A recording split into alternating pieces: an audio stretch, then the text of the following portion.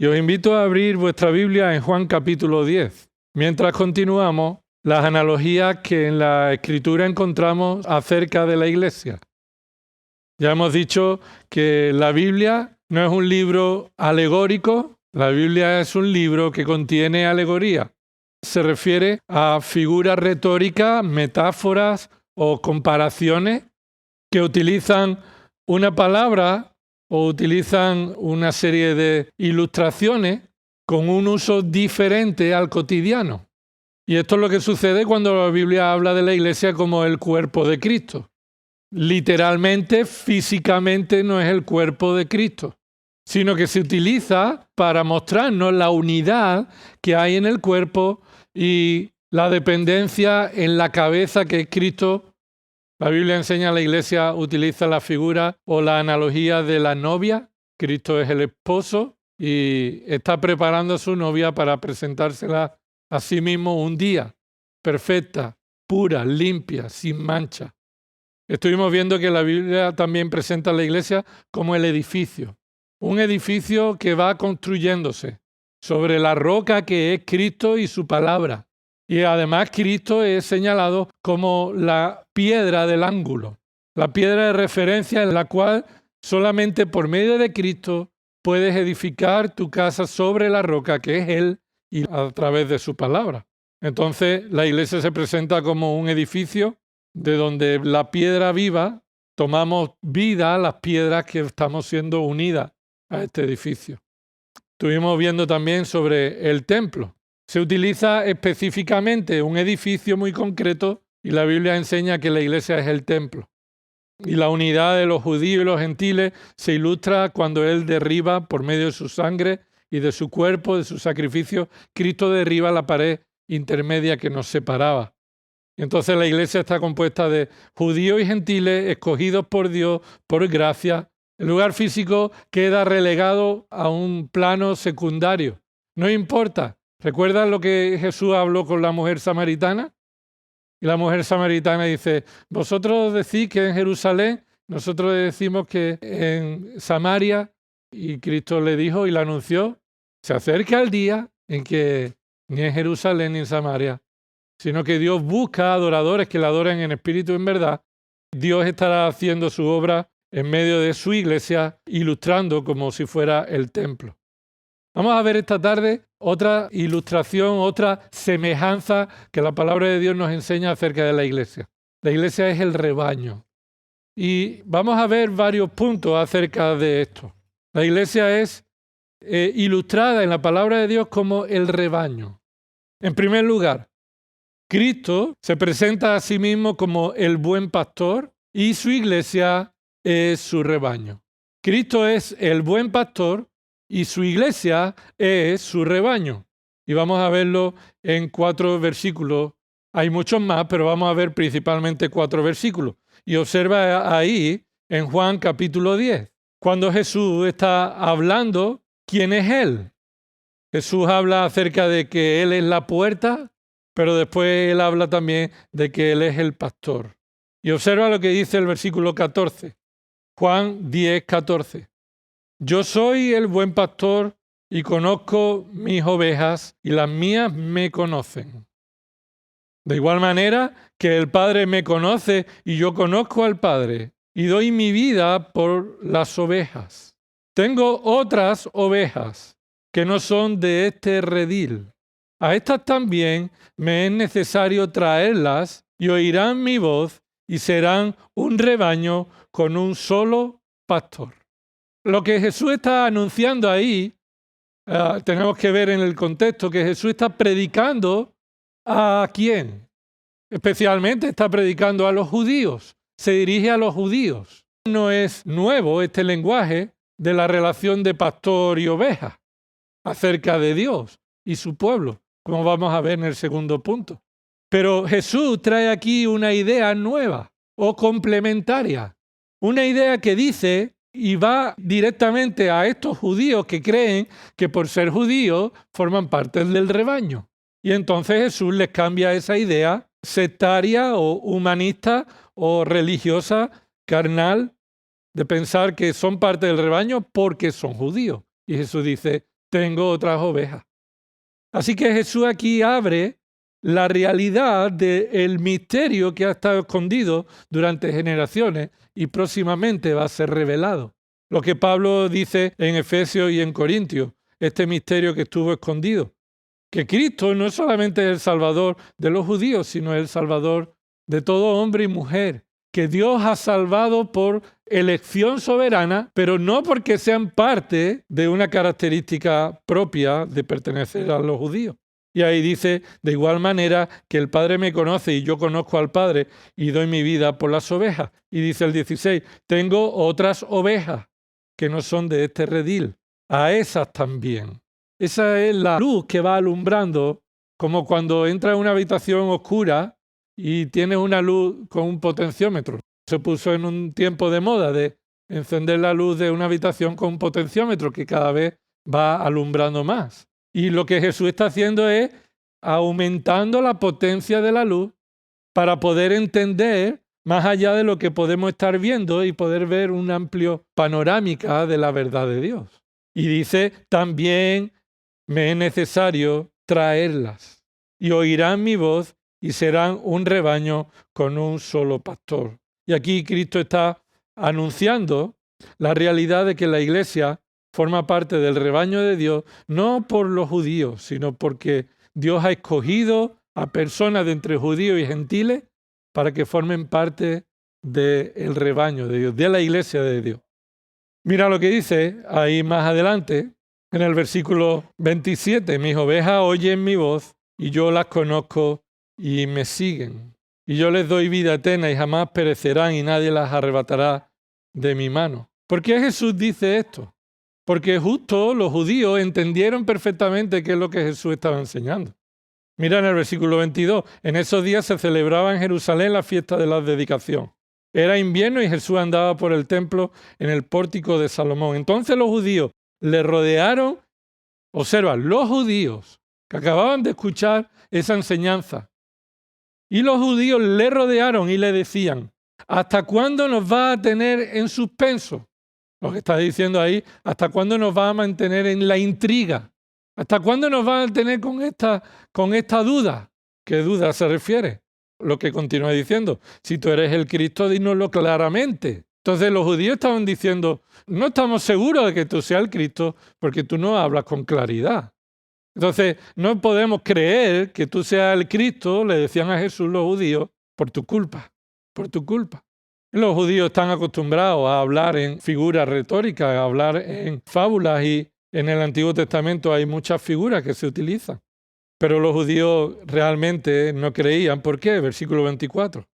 Entonces los judíos, versículo 25, Jesús le respondió, os lo he dicho. Esa declaración, os lo he dicho, lo que está resaltando, si no creéis no es porque yo no hablo claro. Yo hablo claro. Mi mensaje es claro. Pero el problema no está en que yo no lo diga o no lo diga claramente. Os lo he dicho y dice, y no creéis. Las obras que yo hago en el nombre de mi Padre, estas dan testimonio de mí. Es decir, no solamente lo he dicho claramente, habéis visto mis obras. ¿Decís que yo no hablo claramente? Hablo claramente y además lo demuestro con las obras. Obras que vienen en el nombre de mi Padre. Entonces, versículo 26, pero, ¿el problema cuál es? Dice ahí, versículo 26, vosotros no creéis, ¿por qué? Porque no sois de mis ovejas. Vuestra condición natural es depravada, igual que la que vosotros creéis que es la de los gentiles. Vosotros creéis que los gentiles son depravados y vosotros creéis que por ser judíos ya nacéis en santidad. Vosotros tenéis el mismo problema que los gentiles y no sois de mis ovejas. Creíais que erais de mis ovejas. Os consideráis de mis ovejas, pero no lo sois. Así que lo que Jesús está aquí enseñando es una correcta interpretación de quiénes son las ovejas de Cristo. Y las ovejas de Cristo están claras quiénes son. Versículo 27. ¿Quiénes son las ovejas de Cristo? Los que oyen la voz del pastor, la voz de Cristo. Los que oyen la voz de Cristo son sus ovejas. ¿Por qué? Porque lo dijo antes y lo repite ahora. Porque yo las conozco. ¿Qué significa yo las conozco? Voy a decir lo que no significa. no significa que Él sabe quién somos. Él sabe nuestro nombre. No significa que Él sabe nuestra estatura y nuestra historia. Eso lo sabe Dios. Él no está diciendo que Él sabe eso. Por supuesto que lo sabe. Pero Él sabe eso de todo el mundo. Dios conoce y sabe quiénes son todo el mundo. Hasta lo más profundo. Sabe en nuestro ADN, nuestra enfermedad, todo. De todo el mundo, de los creyentes y de los no creyentes. Así que aquí conocer no significa saber quién es. Conocer es establecer una relación íntima de amor. Conocer aquí, como en otros verbos que se utiliza como Dios realizando el verbo de conocer, se puede sustituir por escoger o elegir. Yo os he escogido, porque sois mía. Yo os conozco. Y entonces mis ovejas me siguen. Y yo les doy vida eterna y jamás perecerán, y nadie las arrebatará de mi mano. ¿Y los judíos entendieron esto o no? Versículo 31. Los judíos volvieron a tomar piedras para apedrearle. ¿Lo entendieron o no? Lo entendieron. Se ofendieron, no lo creyeron, no lo aceptaron, no se arrepintieron, no creyeron en Él. Entendieron qué decía Jesús.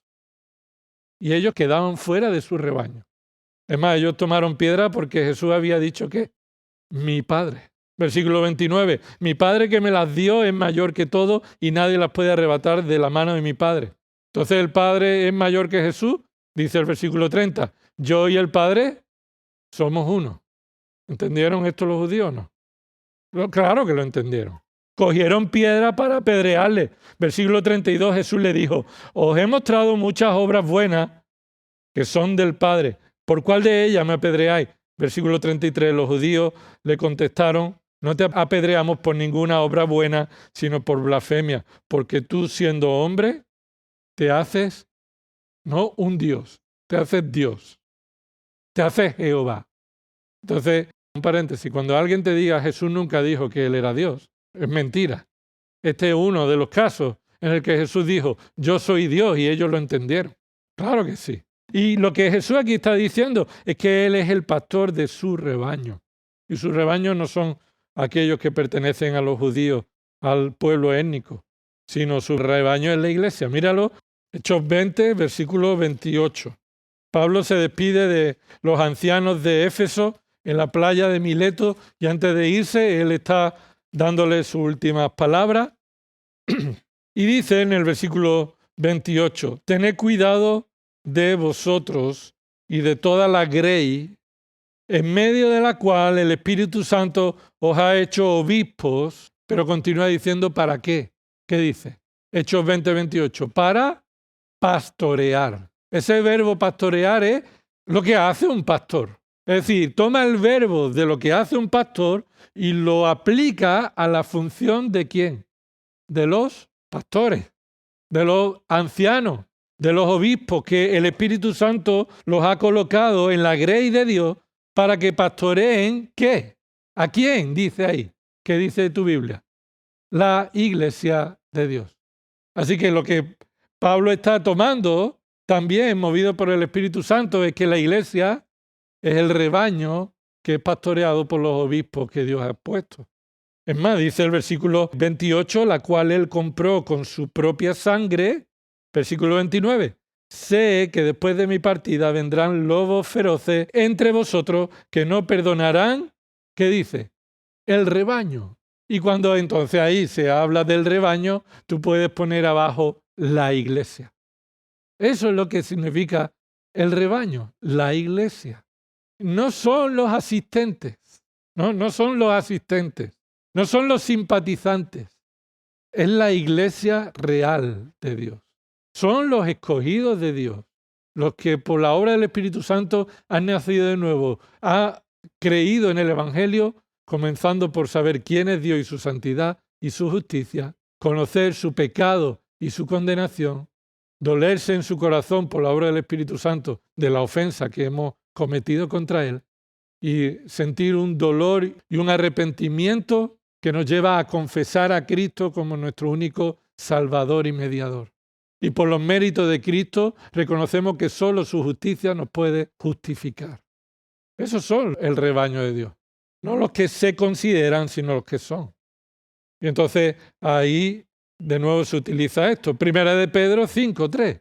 De nuevo se nos habla cómo la iglesia es el rebaño de Dios. Primera de Pedro 5:3. De nuevo Pedro está hablando a los ancianos. Pablo habló a los ancianos de Éfeso. Pedro va a hablar a los ancianos también de la iglesia. Y en los versículos del 1 al 5 le habla cómo deben, versículo 2, es un mandato, pastorear el rebaño de Dios. Es un lenguaje figurado, pero que lo que muestra es que la iglesia pertenece a Dios. Nosotros somos sus ovejas que estamos bajo su cuidado y protección y que Él ha establecido a hombres para que puedan cuidar, pastorear, guiar, proteger, alimentar al rebaño. Dice el versículo 2, pastoread el rebaño de Dios entre vosotros, velando por él, no por obligación, sino voluntariamente, como quiere Dios. Es decir, como el dueño del rebaño quiere, teniendo en cuenta cómo Dios quiere que lo hagamos. No por avaricia del dinero, sino con sincero deseo. Tampoco como teniendo señorío sobre los que os han sido confiados, sino demostrando ser ejemplos ¿de quién? Del rebaño o al rebaño. Y el rebaño podéis poner ahí al lado, la iglesia.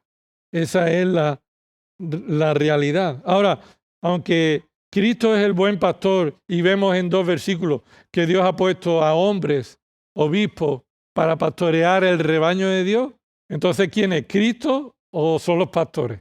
¿Quién es? El pastor. ¿Qué dice Hebreos 13? Una página un poco más atrás. Y ahí al final de esta carta, versículo 20. Y el Dios de paz que resucitó de entre los muertos a Jesús, nuestro Señor. ¿Y qué dice? ¿Qué título se le da? El gran pastor de las ovejas. Cuidado, dice el gran pastor, pero de las ovejas. Lo que está diciendo es que solo Cristo es el gran pastor, el verdadero pastor, el único perfecto pastor de las ovejas de Cristo, de su rebaño, de la iglesia. Y la pregunta ¿es Cristo tu pastor o buscas ser pastoreado por hombres solamente? Porque Cristo es el único perfecto pastor, el gran pastor, el supremo pastor. El pastor al que los pastores pequeñitos van a dar cuenta.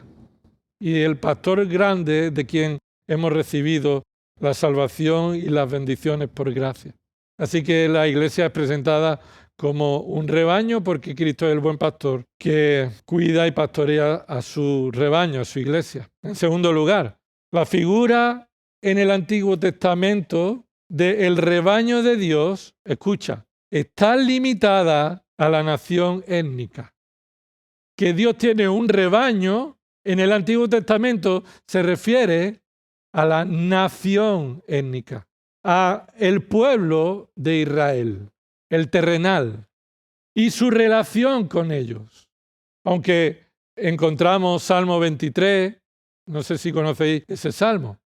Recordad que ese salmo no habla en futuro, habla en presente. El Señor es mi pastor, nada me falta, nada me falta. Y aunque David toma este salmo movido por el Espíritu Santo para la relación entre el creyente con su Salvador, con su Dios, el resto de lenguajes del rebaño tienen que ver con una referencia al Israel étnico, a Israel como nación. Mira, por ejemplo, Salmo 80. Salmo 80. El Salmo 80 también hay una referencia a dos figuras. Una es el rebaño y otra es la vid. El salmista toma esta figura retórica, esta analogía, esta metáfora para hablar de Israel como el rebaño y como la vid. Y dice ahí, no lo vamos a leer entero, pero dice ahí, versículo 1, presta oído, oh pastor de Israel. ¿A quién se refiere ahí a Israel? Al pueblo, a la nación. Entonces, Dios es aquí señalado como el pastor de Israel. Mira, si hay alguna duda, sigue leyendo. Tú que guías a José como un rebaño. ¿Quién es José? No se refiere a una persona, se refiere a la tribu de José. Tú que estás sentado más alto que los querubines, resplandece. ¿Delante de quién? Dice, delante de Efraín, de Benjamín y de Manasés. Despierta tu poder y ven a salvarnos. Y aunque hay aquí enseñanzas eternas que se pueden trasladar a nuestra época de la relación que tenemos con Dios por medio de Cristo, el lenguaje va directamente relacionado con Israel como el rebaño. Pero aquí en el Antiguo Testamento se está hablando al Israel étnico, al Israel, al pueblo, a la nación que necesita restauración, salvación. Versículo 3, restáuranos, oh Dios, y haz resplandecer tu rostro sobre nosotros y seremos salvos. Oh Señor, Dios de los ejércitos. Cuando en el Antiguo Testamento habla de Dios como el Dios de los ejércitos, ¿a qué se refiere? A cómo Dios domina los ejércitos de las naciones. Y aquí se está refiriendo a esta forma en la que Dios protege a Israel. Oh Señor, Dios de los ejércitos, ¿hasta cuándo estarás airado contra la oración de tu pueblo?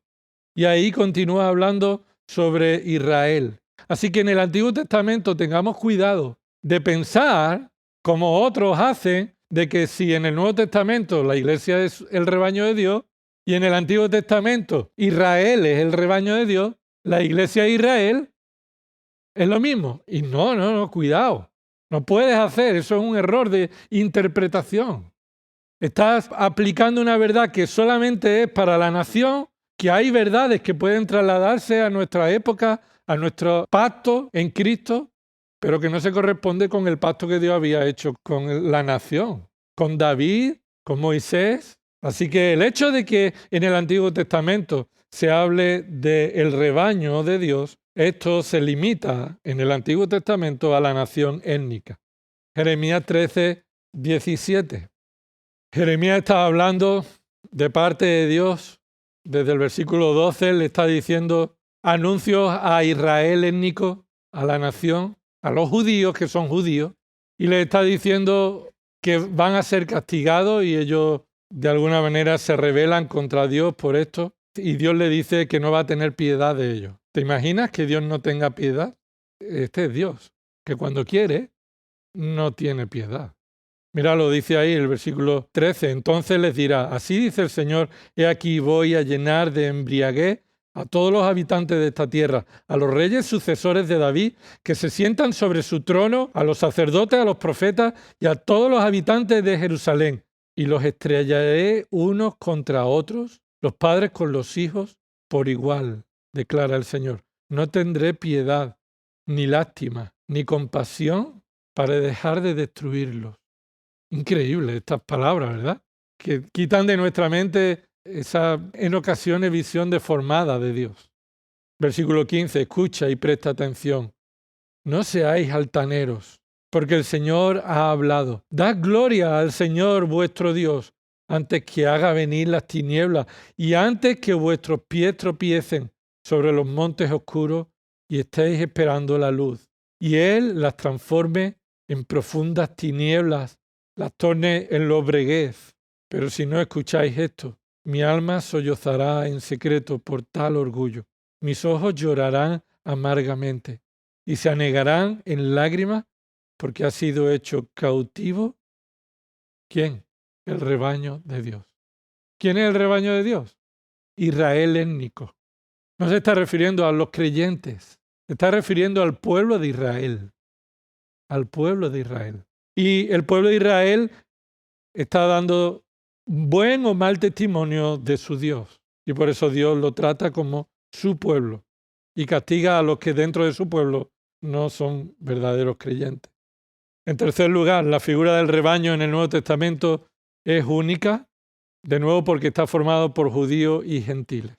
Es una figura única. En el Antiguo Testamento se refería al Israel étnico.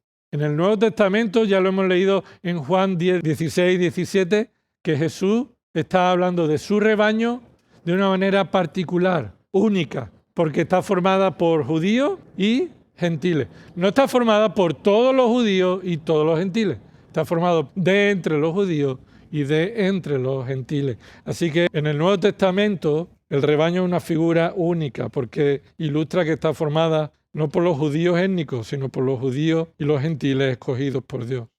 En cuarto lugar, el hecho de presentar la iglesia como el rebaño de Dios nos dice que Jesús anuncia de manera profética que habrá un solo rebaño. Lo hemos leído antes. Habrá un solo rebaño. Este es el anuncio profético. Jesús anuncia que habrá. Y eso es futuro. No dice, y hay un solo rebaño. Jesús en Juan 10:16 dice, y habrá un solo rebaño. Un rebaño. Y esto nos anuncia que se cumple en la iglesia, en el día de Pentecostés, en el comienzo, como al principio.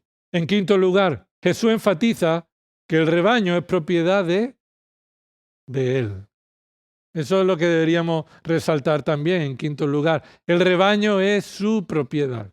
El rebaño está enfatizado que es su propiedad en Juan 10:26. En sexto lugar, Jesús también enfatiza que pertenecer al rebaño se pertenece por la obra soberana de el hombre, ¿no? Que es libre para escoger. Es la obra soberana de Dios, por gracia, para llamar y salvar e incluir de manera individual a las ovejas que Él conoce. No hay nada que Dios desconozca, pero cuando se trata de personas, hay personas que Dios conoce de manera particular y se refiere a aquellos que Él ha escogido salvar por gracia, no por mérito de ellos, y una elección libre.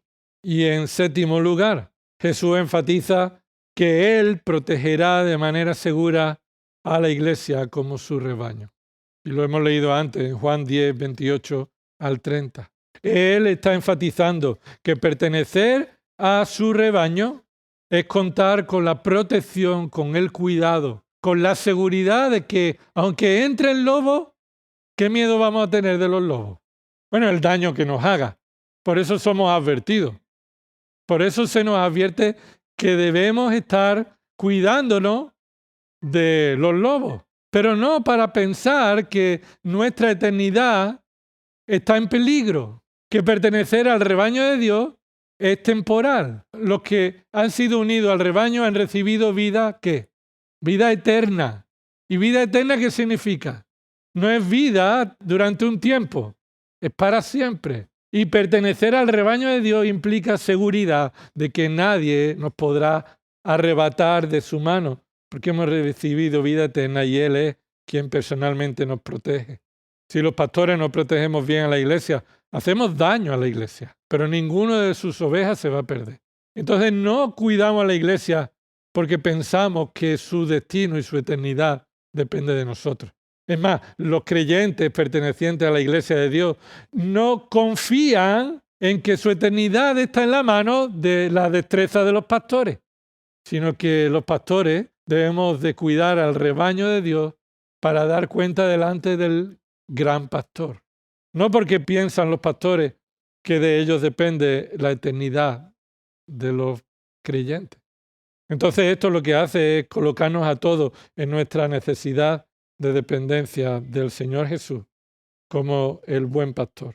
El buen pastor tiene ovejas, ¿verdad? Y cuando pierde una y las cuenta y falta una, ¿qué hace? Allá él, donde se haya metido, ¿verdad? Porque el cuidado del pastor significa que el pastor está capacitado para abandonar las 99 sabiendo que no van a correr peligro e ir a por la que le faltaba y volverla a traer. Ese es su cuidado. Ninguna de sus ovejas terminará perdiéndose. Pero no debemos llevar esto a la conclusión equivocada de decir, bueno, pues me voy a perder un rato, que Dios ya me recogerá. No, porque cuidado, no vaya a ser que en lugar de oveja sea un cabrito. ¿Recordáis lo que pasaba en Corintios?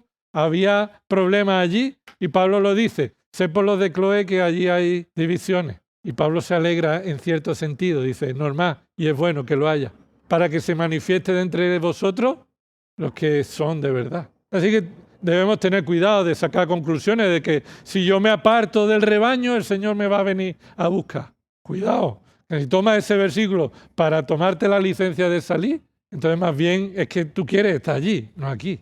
Nuestra dependencia y seguridad está en Cristo. Nuestra realidad es la de un rebaño con un pastor poderoso, glorioso, grandioso, soberano, y nadie nos podrá arrebatar de su mano. Así que como ovejas suyas, alimentémonos de su palabra, escuchemos la voz de nuestro Señor y alejémonos de los que nos hacen cosquillitas en el oído. Y en lugar de depender de los hombres, dependamos de Cristo como nuestro Salvador y Señor. Vamos a orar. Gracias, Padre, por ser parte de tu rebaño. Señor, porque tú has preparado un lugar para nosotros también.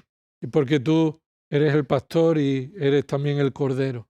Eres el que ocupó nuestro lugar para que nosotros pudiéramos tener acceso a tu rebaño. Señor, si hay alguien que tiene dudas de su salvación, Señor, solo por medio de tu evangelio, de tu palabra, llamándolo al arrepentimiento, Señor, solo tú lo puedes sacar de esa duda. Solo tú eres el que puede ayudarnos, Padre, a vivir una vida como una oveja tuya. Una oveja que oye tu palabra, la conoce y la pone en práctica, la sigue. Perdónanos, Señor, por nuestra falta de temor de ti, Señor. Y te pedimos, Padre, que también en el rebaño tuyo, Señor, seamos ovejas dóciles, Señor, y que nos cuidemos también unos a otros, nos protejamos, Señor, y deseemos estar en comunión y en unidad en tu palabra y en tu espíritu. Gracias por estas verdades que recordamos.